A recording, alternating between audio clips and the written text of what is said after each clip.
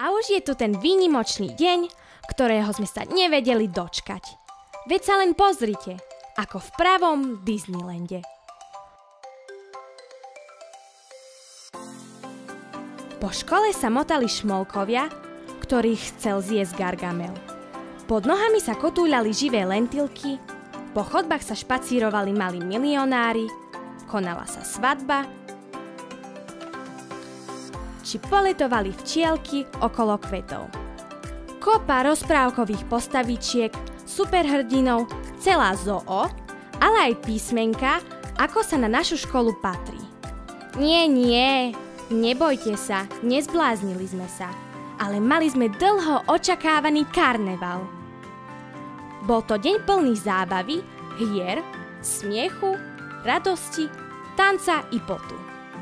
Je už peknou tradíciou, že kým na prvom stupni sa snažia zaujať jednotlivci, na druhom stupni si každá trieda pripraví kolektívnu masku. Tento rok to bol doslova boj o umiestnenie. Napríklad takí deviataci z 9. B pracovali na svojej maske od decembra. A veru, že sa oplatilo. Boli jasnými favoritmi. Zahambiť sa nedala ani 9. A, ktorá sa premenila na postavičky z rozprávky Koko. Prvú trojku uzatvorili Piráti z Ladomírky zo 7. A. Výhercovia sa na prvom stupni tešili z interaktívnych hier a hráčiek a na druhom stupni im boli odmenou dobroty v podobe chutnej pice či torty. Lebo čo je lepšou výhrou ako plné brucho? A potom hor sa do víru tanca.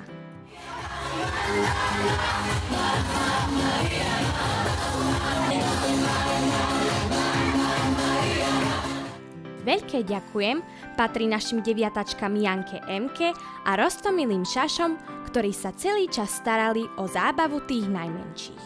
O skvelú hudbu sa postaral DJ, pán riaditeľ. A potešili nielen ceny, ktoré sme vyhrali, ale aj sladkosti, ktoré pre všetky deti venoval poslanec mesta Svidník a člen rady školy, pán Cyril Dudáš.